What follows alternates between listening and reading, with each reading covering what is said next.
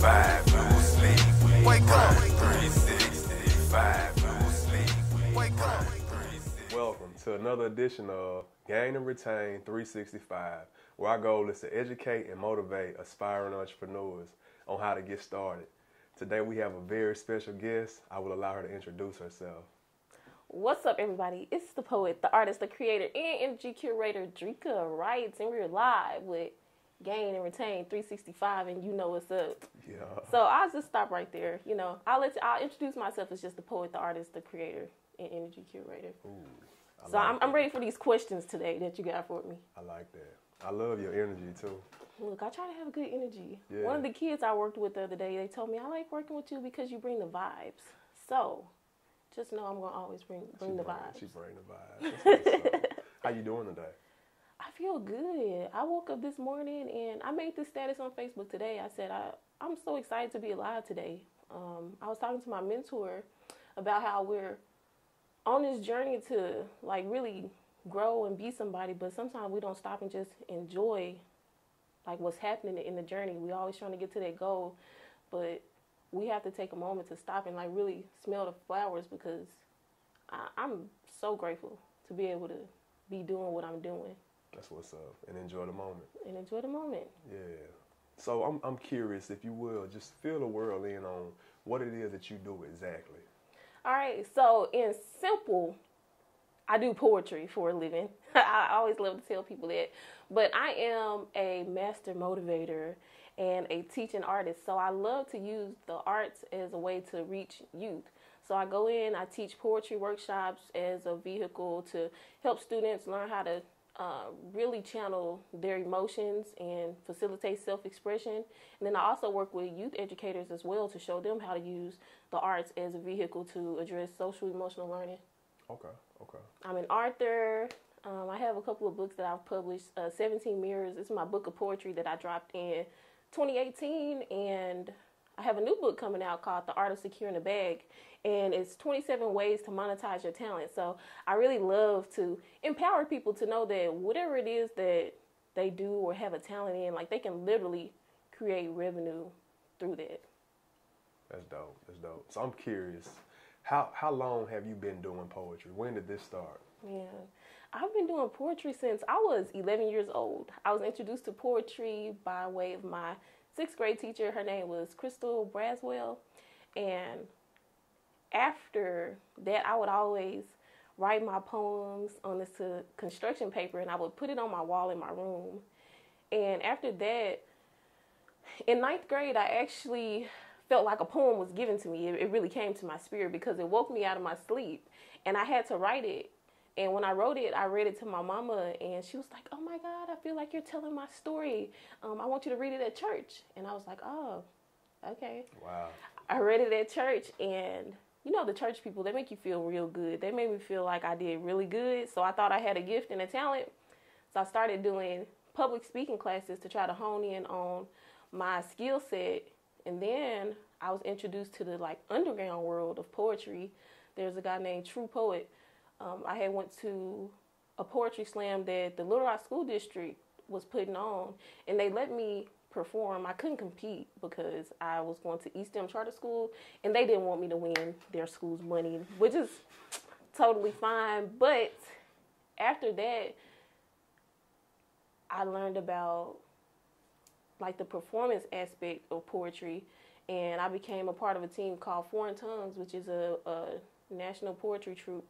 And we actually placed 2nd in the world one year in the 2nd largest poetry slam called Southern Fried. And after I graduated high school, well, even in high school, I had my own poetry club. I organized our Poetry Out Loud competition, which is part of a national initiative. So Poetry Out Loud has 3 sections where you have a school level competition, a state level competition, and then a national competition. And for my East Lab project, I organized the school level competition. You were supposed to get an adult to do it, but I guess I thought I was grown. So I had my own poetry group, and I put that together. And it was so crazy because as an adult, when I became the Arts and Education Program Manager for Arkansas, I got to organize the state level competition for that. So in simple, to answer your question, I've been doing poetry for 17 years. Wow. Wow. So I definitely, I feel that you're very passionate about it. Very. Yeah. So, starting out at a young age, you were writing poems, and you had your first chance to share it with the world at church, right? Right. And then you proceeded and you did some events at school. You saying? Yep, I did events at school. Okay. So what type of feedback were you getting from that?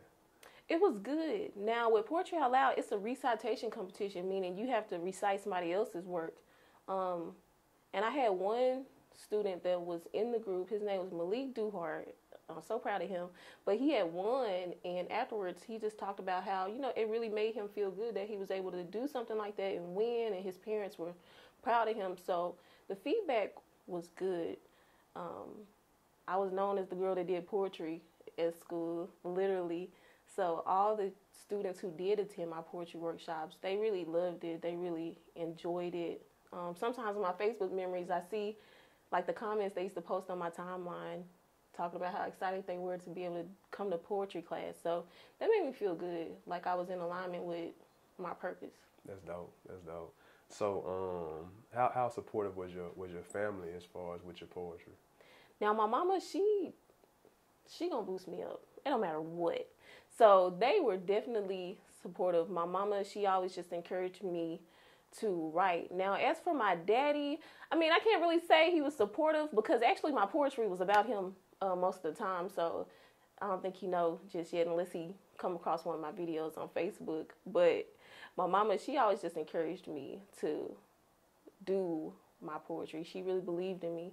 And I have a little sister, and she won't admit this, but she started taking up poetry, and she really took well to it. Like, she's in her 3rd year of college at UCA right now, but with her poetry, she's been able to perform in front of boards, at different conferences for different organizations. She's traveled doing a choreo poem stage play.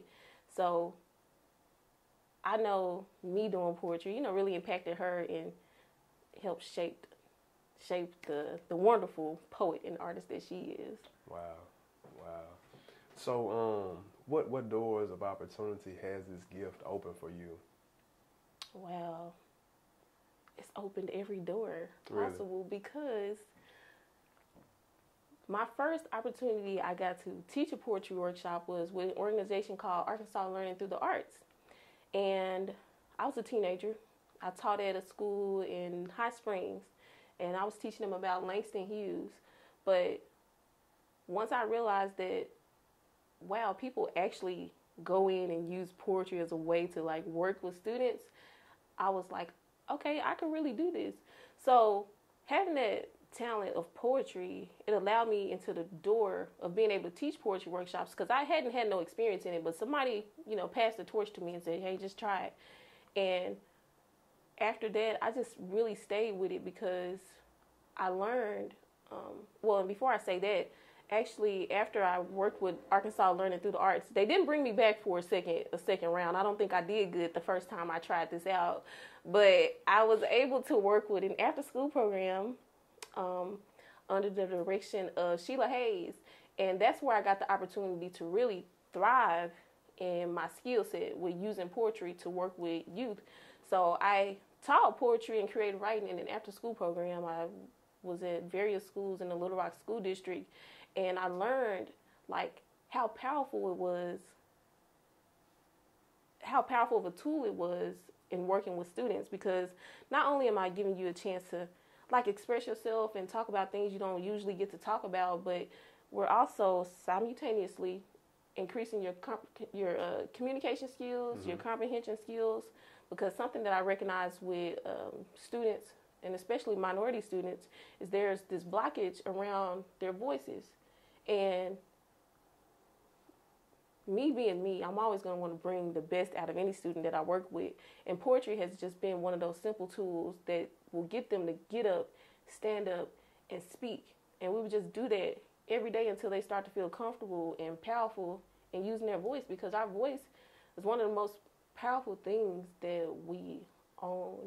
If you think about how influential words are and sound, if you think about the preacher If you think about people who sing, like I always say, what we consume with our ears and our eyes determines how we think, feel, and behave. So if you think about what we listen to all the time and how it literally influences us, I feel really obligated to teach students like how to really hone in on that skill, because it can literally take you far. It can. Words are very powerful, and I mean, being able to express yourself with words, that's definitely a gift. It is. It's a gift. It's an art in just communicating. You know what I mean? Mm-hmm. And I listen to different poets, but one of my favorite poets, a lot of people don't realize he was a poet, was Tupac. Oh yeah. And he was definitely a poet with his, which he transitioned into music, with rap or whatever. But he was a poet. Yeah. Yeah, and he had some great work. Who were some of the poets that you look to as far as like inspiration? They may be. Mm-hmm. So some poets that I really admire, and a lot of them are from Arkansas. But I have my friend Oya, the poet, super talented. Her wordplay is crazy. True poet. Again, he was the one that really introduced me to the underground scene of poetry. And he has a style that's really unorthodox, because he's almost like a battle rapper. But his performance, his level of performance and his ability to like really communicate his message through like his tone and his body language is very powerful. So he's definitely somebody that I really enjoy watching and learning from. And my sister Tasha Mayo, of course. I love her swag and like her ability to be very authentic. Now, as far as commercial artists that people would probably know, I don't want to be cliche and say Maya Angelou, because I think I only know 2 of her poems, Still I Rise and Phenomenal Woman. But Nikki Giovanni, I recently committed myself to learning about other poets, and I was listening to her and like how raw she is. Like she's gonna tell it how it is, like even if it make you uncomfortable. And I loved it because, like I said, poetry allowed me to channel my voice. And one of the things that I struggle with is being passive and not really speaking on how I feel out of fear that it may make somebody else uncomfortable. But with Nikki Giovanni, that's not a fear of hers. So being able to witness that kind of fearlessness, it inspires me to tell my truth, because in actuality, by me expressing my truth, it helps somebody else. It does. Yep. Mm-hmm. That's powerful. So with the students that you work with and you're teaching them how to express themselves through words, right? Mm-hmm. What has been a success rate? Like, have they been very receptive to what you're bringing to the table? Oh, absolutely. I mean, I can work with any group of students. The kids that you don't like, that are bad, my favorite. Because, again, I'm not necessarily going to teach them poetry. Poetry is just the vehicle that I'm using to allow them to express themselves and to really grow as individuals. But students are very receptive to it, especially because of the way that I present it to them. Earlier, I was telling you, there's a student, I always ask for feedback, because kids, they tell the truth now. They do. They're very honest. They tell the truth. So I love when I get feedback from my students. And when she said, you bring the vibes. I had one student say, you bring the vibes. Another one said, I love coming to Miss Drekkia's class because she made me believe I could do things that I thought I couldn't do. So my mission is always to educate, entertain, and empower. And when you do those 3 things, you're able to reach kids in a way that is effective. Mm-hmm. So it's always successful. Now, I will have 1 or 2 every now and again that's just like, no, this is not the move. I don't want to speak. Like, they let that fear consume them. But usually I'm able to work with any group. I actually worked with the Arkansas School for the Blind and Visually Impaired. And it was my first time ever working with a big group of people who were visually impaired and blind. Now, I worked with one girl that was blind before, but to do an entire group, it was a different experience for me, because as a person who is able to see, I'm having to try to think like how to make sure that my language is accessible and that I'm really giving them what they need. So when I did that workshop at the Arkansas School for the Blind and Visually Impaired, it was so powerful because you saw students actually be engaged with what it is that I was saying and talking about. I got to witness them literally type poems on their Braille typewriters, their Braille notepads, and some had like digital tablets where they just increased the font size so that they can see what they were doing. But there was so much energy in the room, and some of the feedback that I got from that group, I had one guy, he said, I'm glad I got to do this because I got to express some things that I otherwise would have done negatively. And that's always my goal. Again, to teach them how to use this form of art to get stuff off their chest. And I never go in and tell them that, hey, y'all, I'm about to teach you how to do poetry so that you can be mentally sound, and I'm going to address your social, emotional health. I never do that. I always just pray that when I go in, I'm able to give them what they need and not what I want them to have. So to get that feedback, it lets me know I'm doing what I'm supposed to do. And to provide kids with that kind of outlet, we don't even know how many lives will be changed just because a door was open for one child. And that's why what I do, I take very seriously, because I believe my words are not just for me. They're for somebody else. And me helping somebody else is not just me helping one person. It's me helping generations to come. So I know that my impact and influence will transcend beyond who I'm talking to right in front of me on this one day. I know it's going to affect people that have not even been born yet. Right. I love that. It's the gift that God gave you. You're supposed to give it away, and it's supposed to help and impact others. And I love the fact that you say that they're able to channel that energy into something positive. Yep. Because one student said he was able to express himself in a positive manner instead of going to do something negative. Exactly. And sometimes that we need that, you know? Mm-hmm. Yeah. So I'm curious. So you do classes, right? Yep. So how do you go about organizing these classes? How do people get in contact with you? What's the process? So I have my business. It's called 7 of Arts. Okay. And essentially what I do is I contract with schools a week at a time to do these poetry workshops. Like I'll go in for 3 days, teach them about different figurative language skills, and then we'll do writing exercises, and then we wrap it up with a poetry slam.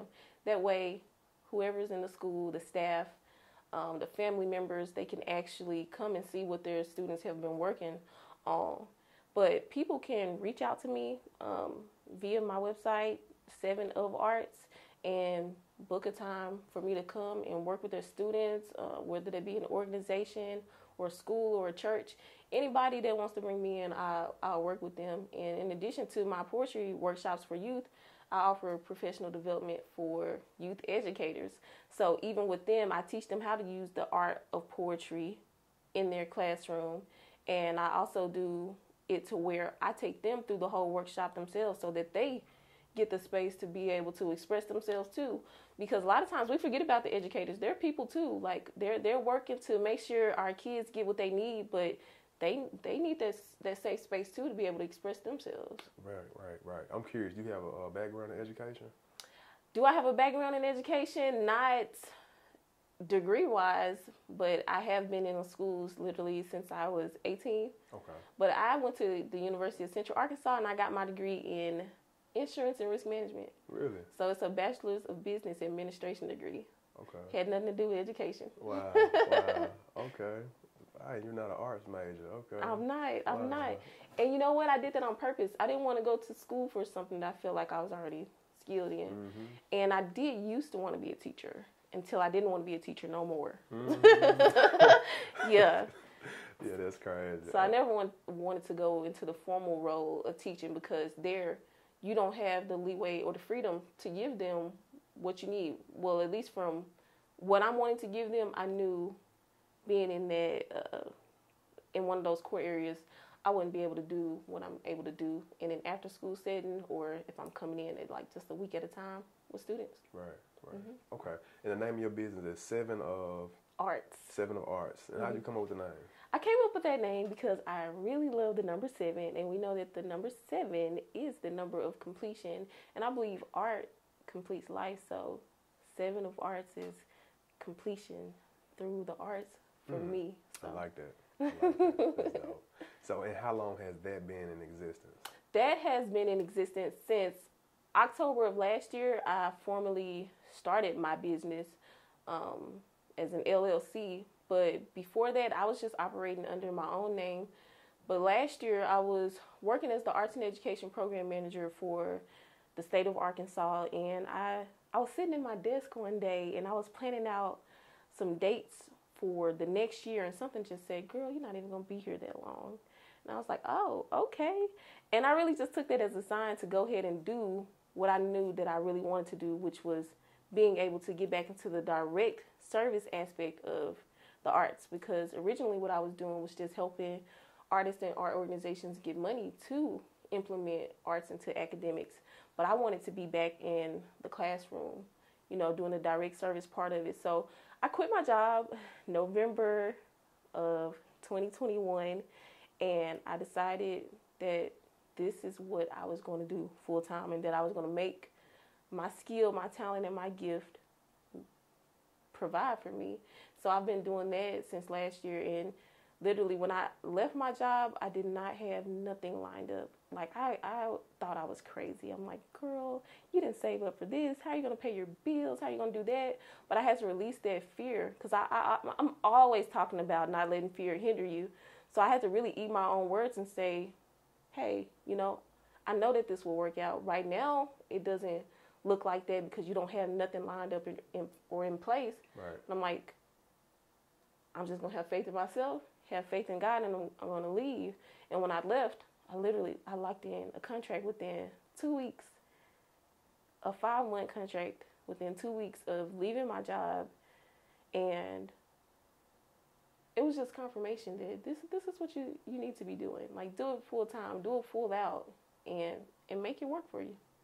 So October, it'll make a full year for you? Yep. Okay. And so how has everything been moving for you so far?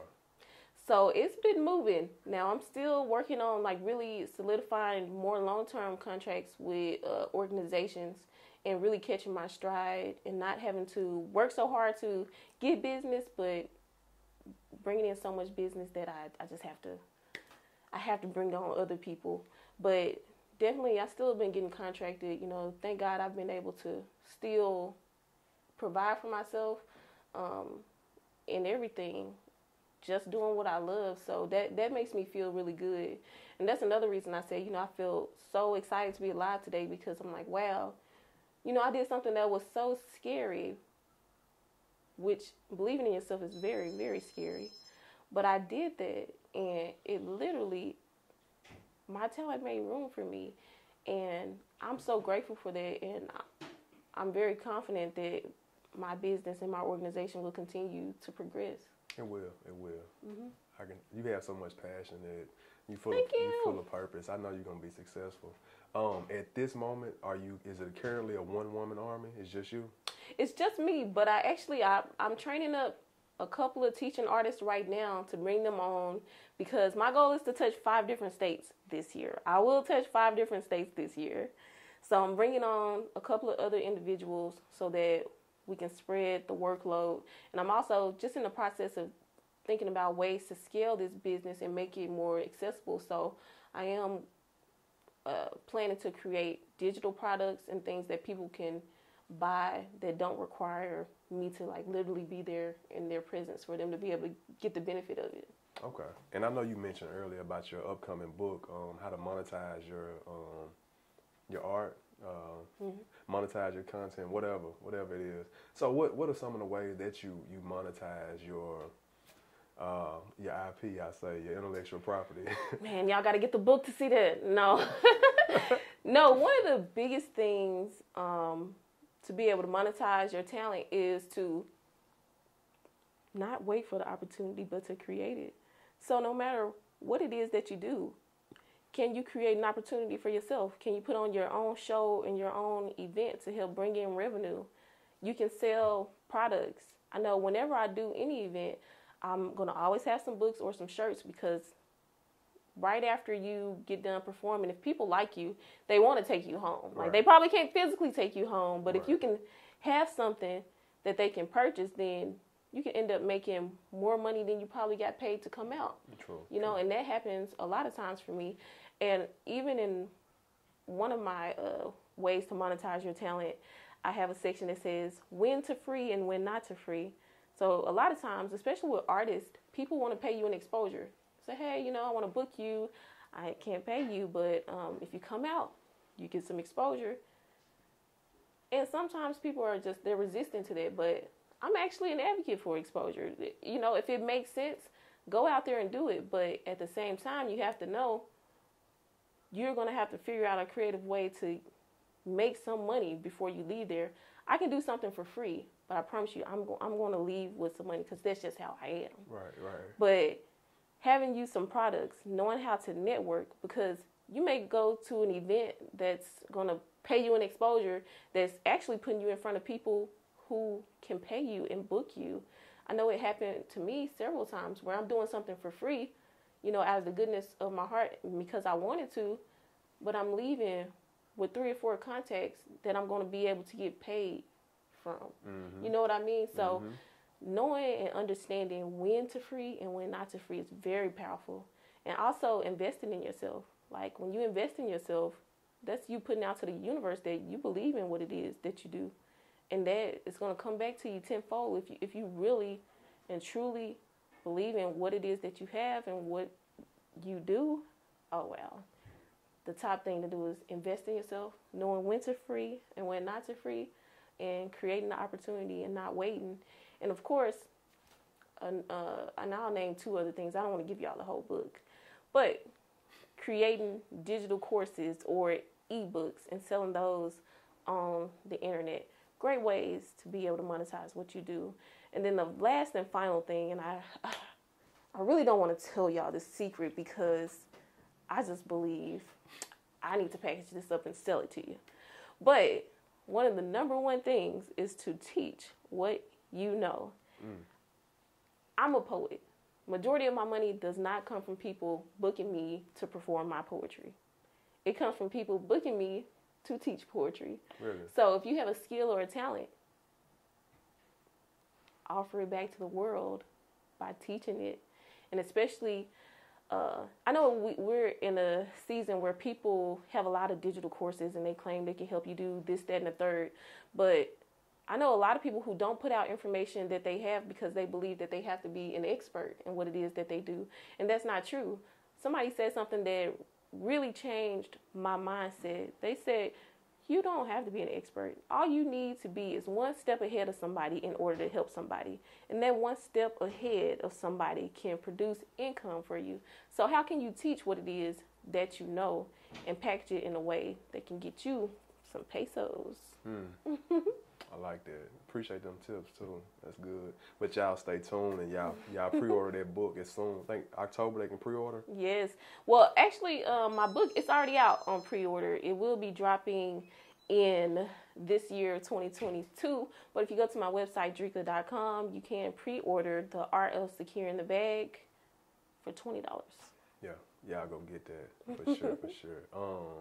I'm curious. I see recently that you received the Influential Woman of the Year, Woman of Influence. Yes. Yeah. So tell me a little bit about that. Well, so that was a total surprise. My friend Tim Campbell, actually, I was helping him plan an event because he was featured in a documentary on PBS called The Rose That Grew from Concrete. So it's crazy. He was talking about Tupac earlier. You know, that's the title of one of his poems. But we were putting on a screening and an award ceremony for him, and we were giving out awards to people in the community who've been, you know, very influential in the lives of youth. And by surprise, I was hosting, and he gave me an award.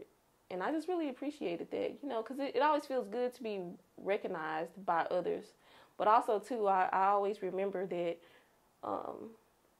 external validation can only get you so far. So we must remember to even validate ourselves, even if someone else is doing it or not doing it. Like, we have to give ourselves that love, that care, that attention, and that recognition that we sometimes want so desperately from other people. Yeah, pat yourself on the back. Yeah, Yeah. Go ahead. You pat yourself on the sure, back, for sure. too. Me Yeah, do there we go. Yep. Every once in a while it's necessary. It is. Yeah. It is. And that's how you go to the next level, really, because when you just rely on outside forces, it's like giving your power away. It is. It is. Yep. People don't always see your true value. You know what I mean? And then some people see it, but they're not gonna acknowledge it. You know what I mean? Yep. Yeah. That's true. And that's why, even with myself, I'm always aware and try to make sure that I give other people their flowers too, because it can be sometimes that we see somebody and we think like, oh my God, they're so great, but we never verbalize it. Exactly. So I'm remembering to, like, when I think something, if I think somebody is great, tell them, send them a note. Like, there are probably a lot of people that can tell you. I randomly say, hey, you were on my spirit. I'm just so proud of you. This is cool what you did. I admire that. So giving other people their flowers, giving yourself your flowers, and that energy, it'll come back. It will. Yep. Just like a boomerang, it come back. Definitely. I'm curious, besides your book, any upcoming endeavors? So I have a lot of things coming up, and I'll just tell y'all all of them. So I have the Create the Life You Want college tour that I'm doing, where I'm going to colleges all across the states and working with the college students for an hour-and-a-half long workshop where I'm speaking, performing some poetry, and engaging them in really profound dialogue and doing exercises like that's focusing on team building and like really building your self-worth, because college is one of those tumultuous times. I like that word, tumultuous. You like it? It's one of those tumultuous times that people are trying to figure out who it is that they are and where they want to go. So through my Create the Life You Want college tour, I'm working with those students to help them restore like self-belief within themselves and to show them that like you literally have the power to be whoever it is that you want to be in life. One thing that I always teach, you know, even with my younger kids, I teach them to be your own superhero. And when I say that, be your own superhero, it's me telling you to like take responsibility for your life, because you are the one who's going to essentially determine where it is that you end up. You determine your level of success.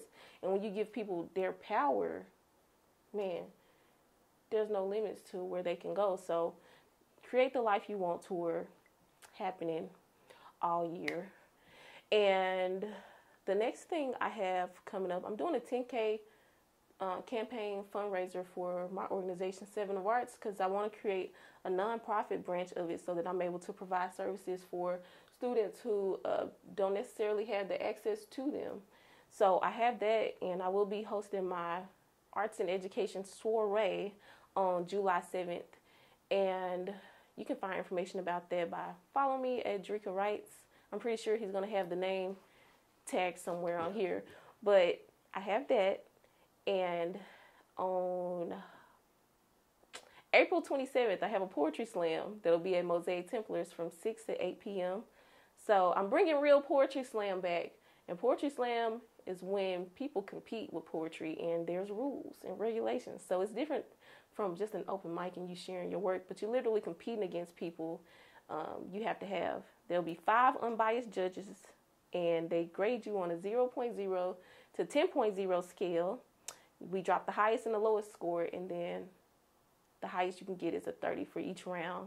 There's no props, and there's a 3-minute time limit. And if you go over, you get like a 0.5 deduction for every 10 seconds you go over. So it's competitive style poetry, and that'll be happening again on April 27th at Mosaic Templars Cultural Center in Little Rock, Arkansas from 6 to 8 p.m. It's only going to be $10. And in addition to those 3 things, I am... Okay, I think that was it. What? You got a lot. You got a lot. Let me see. Oh, my book. I did tell y'all about that. The book is coming out, and there's a lot of other things that I'm rolling out too to be on the lookout for. I'll be starting this thing called the Creators Social, where artists and creators, they'll be able to come out and mix and mingle with each other, and we'll do a series where we're having empowerment speakers and doing a series of workshops that, again, teach artists how to be in business, because a lot of artists, they don't know how to be in business for themselves. True, and that's needed. For sure. So they can monetize it. Exactly. Yeah. There's money to be made, people. I like that. I like that. Mm-hmm. So you stepped out on faith. You started your business, the Seven of Arts. What words of encouragement would you give for anyone listening that's wanting to step out on faith and start a business? What would you tell them? First thing I would say is that your body will not lie to you. So if there is something in your spirit that's moving you in a direction that feels slightly uncomfortable, that's the spirit telling you, girl or boy, go ahead and step out on faith. Do it. So trust your body, trust your spirit, trust your intuition, and go for it, because what's the worst that could happen? And my second thing would be, fear is a liar and a thief. Don't let it rob you, okay? Because it will strip you of opportunities if you let it. And my last thing is, have a plan. If you leave a stable 9-to-5 job where you used to getting a weekly, bi-weekly check, when you leave, you have to have discipline, because you won't always be motivated at all. Some days you're going to wake up and be like, what did I do? Right. But you're going to have to stay disciplined and committed to the vision, because in the beginning it can be rocky. But you have to literally be committed and treat it like a 9-to-5. So when I wake up, I treat my business like a 9-to-5. I get up and I work. I dress myself up, put my eyebrows on, slap on a wig, put some nails on. Like, I treat it like a business, because it is. And I have to take myself seriously so everybody else can. True, that's true. So do it. If you feel it in your spirit, just do it.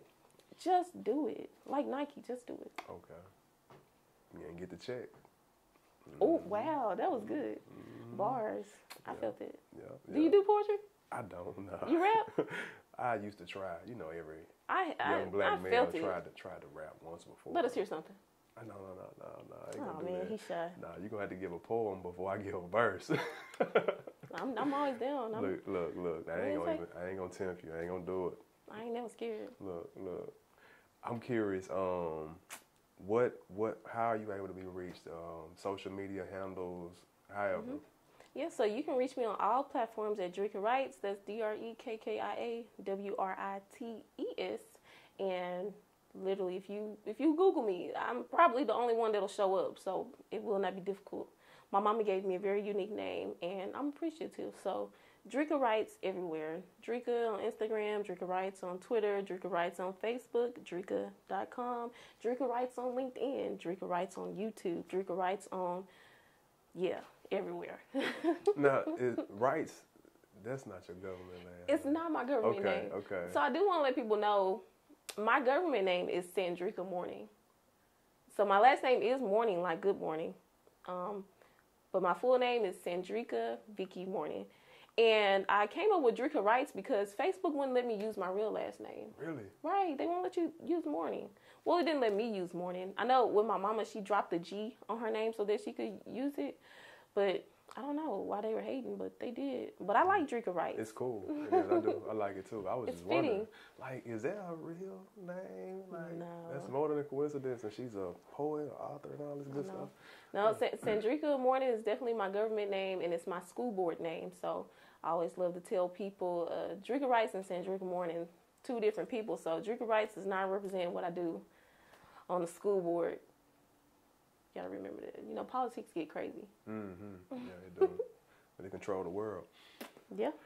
Oh, Ms. Writes, I appreciate you for taking time out your schedule to be with us, and it's been a pleasure. Thank you. I appreciate it. Thank you for allowing me to be here. This was good. Nice, energetic, motivational space. I don't know if y'all can see everything in here, but there's these motivational quotes around here, and I just feel super empowered. I feel like I'm going to be a leader. I'm going to execute. I will not fail, and I will succeed. She brought the energy. She brought the vibes, y'all. I tried. Yeah, she did. Thank you. We wish you well on all your future endeavors. Thank you. 365, no sleep. Wake up. 365, no sleep. Wake up. 365.